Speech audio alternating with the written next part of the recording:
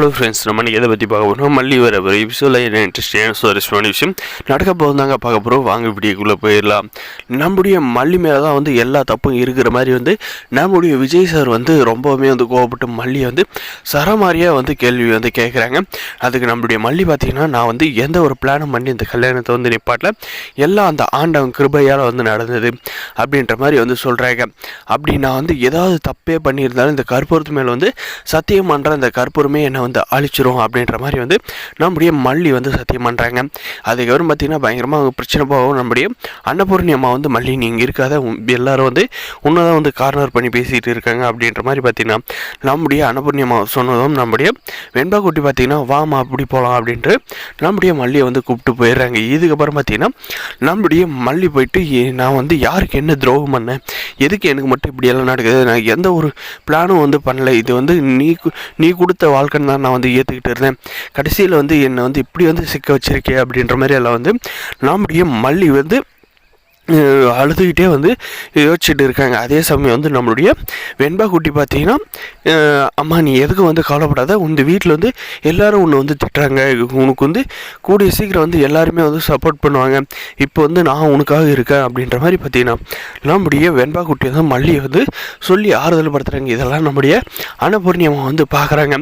பாத்தியா மல்லி, உனக்கு வந்து சின்ன குழந்தை வந்து உனக்கு வந்து சப்போர்ட் பண்ணுது, நீ எதுக்கு வந்து கவலைப்படாத அப்படின்ற மாதிரி வந்து நம்முடைய அன்னபூர்ணி அம்மா வந்து சொல்கிறாங்க. நம்முடைய வெண்பா குட்டி வந்து பேசுகிறது எல்லாமே பார்த்திங்கன்னா நம்முடைய விஜய் சாரும் வந்து கேட்டுறாங்க. கேட்டப்பறம் பார்த்திங்கன்னா ஒரு பிஞ்சு குழந்தை மனசுலேயே வந்து மல்லி மேலே எந்த ஒரு தப்பு இல்லை அப்படின்றத வந்து புரிஞ்சுறாயா, என்னுடைய மனசுக்கு வந்து மல்லி எந்த ஒரு தப்பும் வந்து பண்ணியிருக்க மாட்டேன், எந்த ஒரு பிளானும் பண்ணி இந்த கல்யாணத்தை வந்து நிப்பாட்டி இருக்க மாட்டேன், விதியோட விளையாட்டு தான் அப்படின்ற மாதிரி வந்து நடந்திருக்கும் அப்படின்றத வந்து ஏன் வந்து நம்ம மனசு வந்து புரிஞ்சிக்க மாட்டுது அப்படின்ற மாதிரி வந்து யோசிக்கிறாங்க.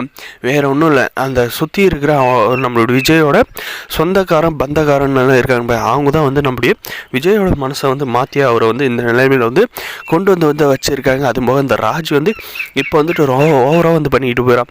இந்த ரஞ்சிதாவுக்கு பார்த்தீங்கன்னா, நீ நினச்ச வாழ்க்கை நான் வந்து அமைச்சு தர போகிறேன் ரஞ்சிதா, நீ எதுக்கு வந்து கவலைப்படாத அப்படின்ற மாதிரி வந்து சொல்கிறாங்க. ஆனால் இது நம்மளுடைய விஜய்க்கு வந்து தெரியும், இந்த ரஞ்சிதாவோட ஆசையை வந்து நம்மளை வந்து கட்டிக்கிறது தான், அதுதான் வந்து இந்த ராஜ் இப்படி வந்து சொல்கிறாங்க அப்படின்றத வந்து புரிஞ்சுக்கிறாரு. ஆனால் வந்து அது கனவுல கூட வந்து நடக்காது அப்படின்ற மாதிரி பார்த்திங்கன்னா நம்முடைய விஜய் சார் வந்து மனசுக்குள்ளேயே வந்து நினச்சிக்கிட்டு இருக்காரு.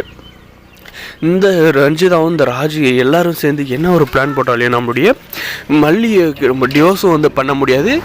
ஏன்னா வந்து நம்முடைய மல்லிக்கு பார்த்திங்கன்னா ஸ்ட்ராங்காக வந்து நம்முடைய வெண்பா குட்டி இருக்காங்க, கோர்ட்டுக்கே போனாலும் இவங்க தான் என்னுடைய அம்மா அப்படின்ற மாதிரி வந்து சொல்கிறேன், நான் என்னுடைய அம்மா கூட தான் வந்து போவேன் அப்படின்ற மாதிரி வந்து சொல்லிட்டேன். நம்ம விஜயோட ஒன்றுமே வந்து பண்ண முடியாதுங்க. வரப்போ எபிசோட் எது நடக்குது, திடீர் லைக் மறக்காது சப்ஸ்கிரைப் பண்ணி. தேங்க்ஸ் ஃபார் வாட்சிங்.